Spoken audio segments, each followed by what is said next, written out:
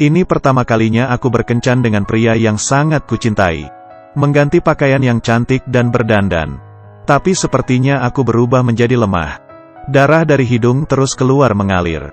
Merasa darah keluar semakin cepat. Ia menggunakan kain untuk menahannya. Sang ibu yang pertama kali melihat situasi ini. Tidak tahu harus bagaimana. Di saat darah mengalir banyak. Tidak bisa menahan tubuhnya lagi. Saat itu mendengar suara bel. Pacarnya yang datang untuk menjemputnya. Ia menyuruh ibunya untuk tidak membukakan pintu. Ia tidak ingin pacarnya melihatnya dalam keadaan seperti itu. Ibunya yang panik tetap saja membukakan pintu. Tessa menggunakan usahanya. Pergi ke balik bak untuk sembunyi. Tapi tetap saja ketahuan oleh pacarnya. Pacarnya sangat terkejut. Dan hanya berdiam di depan pintu. Iya benar. Siapa yang mau berpacaran dengan penderita leukemia? Ibu yang melihat ia tidak bergerak, pun dengan kesal mengantarnya ke rumah sakit. Tessa menyembunyikan kepalanya di pelukan ibu.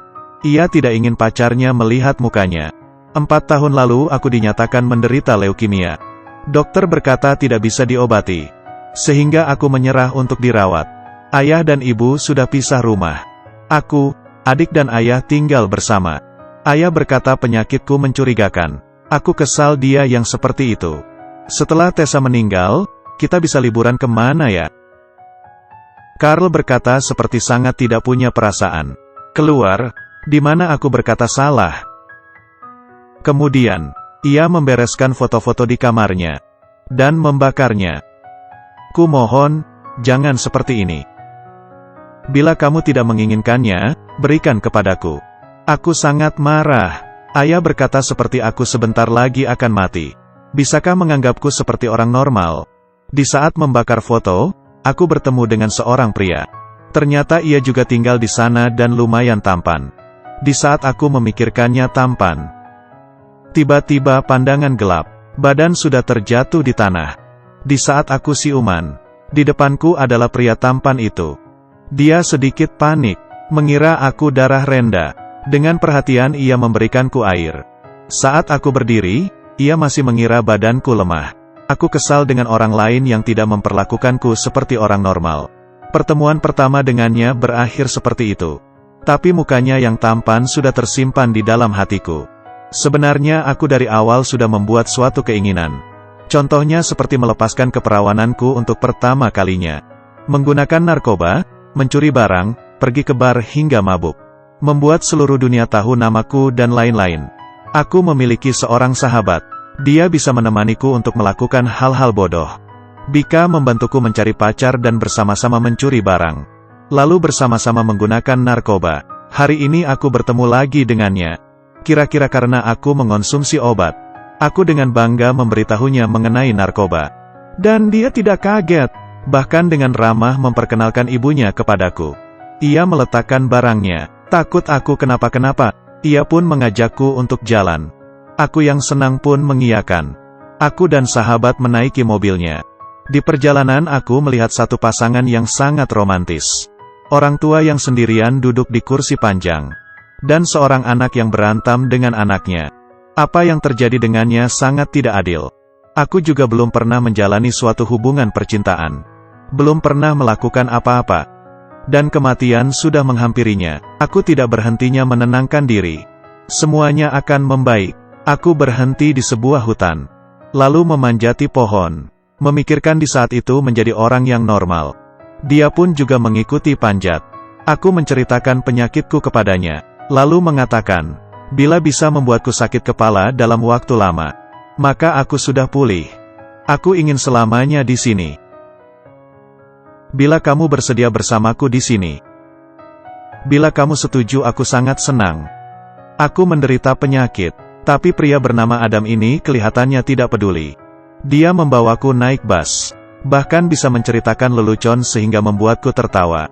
Kami datang ke sebuah tebing. Dan duduk di atas kursi panjang menceritakan berbagai hal. Ternyata ayahnya sudah lama meninggal. Lalu karena hal itu ia keluar dari sekolah.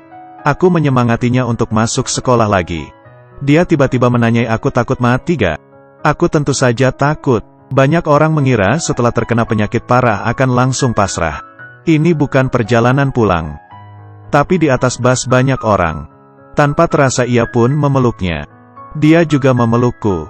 Aku perlahan-lahan meletakkan kepala di bahunya. Dan di saat itu, hatiku terasa sangat nyaman. Di malam hari, ia mengajakku ke sebuah pesta. Lalu mengantarku pulang. Sebelum berpisah, kami berdua merasakan tidak ingin pulang. Aku melihat tulisan yang kutulis di dinding. Hal-hal yang harus dilakukan sebelum mati. Akhirnya tercapai. Yang lebih senang adalah aku bertemu dengannya. Hari ini, karena ketahuan mencuri bersama sahabatku kami ditangkap. Melihat sahabat yang mencuri, aku baru mengetahui bahwa dia hamil. Saat dijemput pulang oleh ayah, dia tiba-tiba berhenti di depan ayah. Aku pun tidak memedulikan ayah lalu keluar menaiki motornya. Dia membawaku ke sebuah pantai, menyalakan api unggun dan berenang di pantai. Tapi karena hal ini aku pun diantar ke rumah sakit oleh ayah. Aku mulai muntah. Dokter berkata penyakitku sudah merambat ke seluruh tubuh. Takut waktu sudah tidak banyak lagi. Kabar ini bagiku bukanlah hal yang besar. Aku dari awal sudah mempersiapkan diri untuk meninggal. Di malam hari ayah memanggil ibu untuk bermain kembang api bersama. Ayah mengira di sebelum aku mati, untuk memberikanku kehangatan sebuah keluarga. Keesokannya, aku diam-diam menyetir mobil ayah keluar. Tapi sepertinya aku sangat tidak bisa menyetir. Aku menemui Adam. Yang membuatku tidak terpikirkan adalah, aku ingin kita kencan untuk yang sebenarnya. Kenapa tidak sekarang saja? Aku dengan senang ke rumah. Lalu membuka lemari ibu, mencari pakaian yang bisa dipakai. Dengan cepat mengganti baju. Tapi badanku mulai kambuh. Kumohon jangan hari ini, kumohon. Adam yang mengetahui hal itu langsung buru-buru ke toilet. Dan melihat diriku yang seperti ini. Semuanya kelihatan sedih, tapi aku tidak menyalahkannya. Ayah dan ibu, karena penyakitku, hubungannya menjadi lebih baik.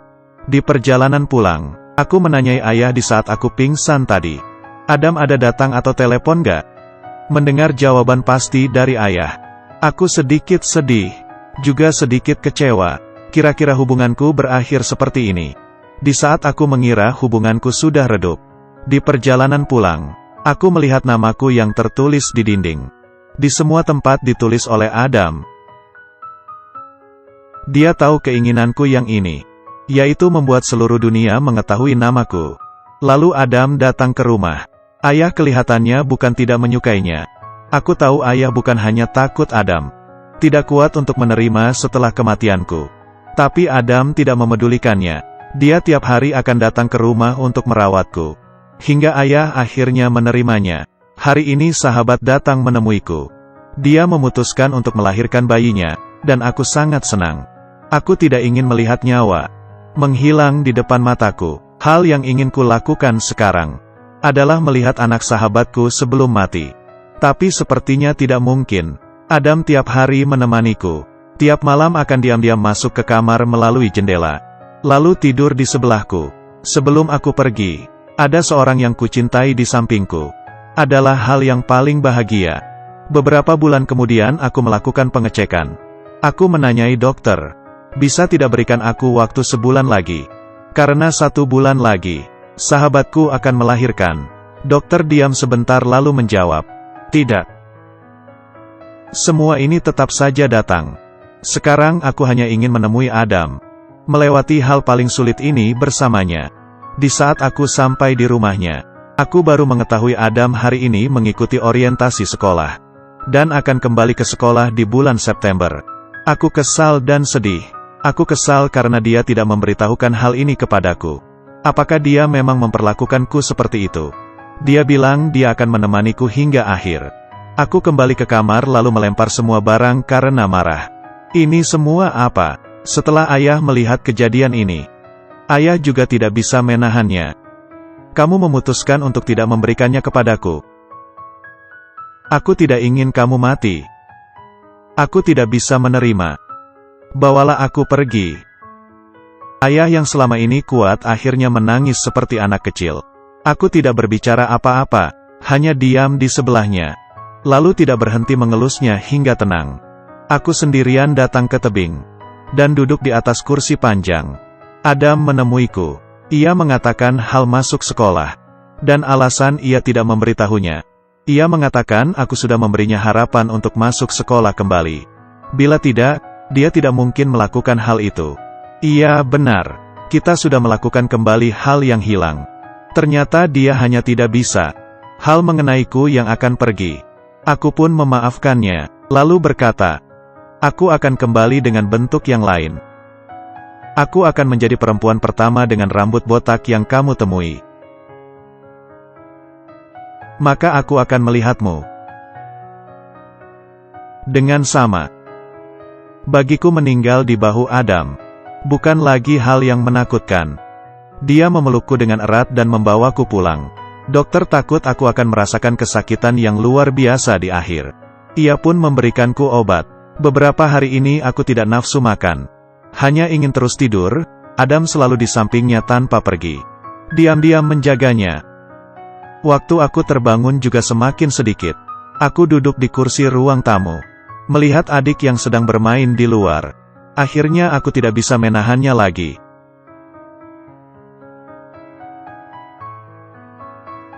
Semua pasti akan membaik. Aku kembali tertidur.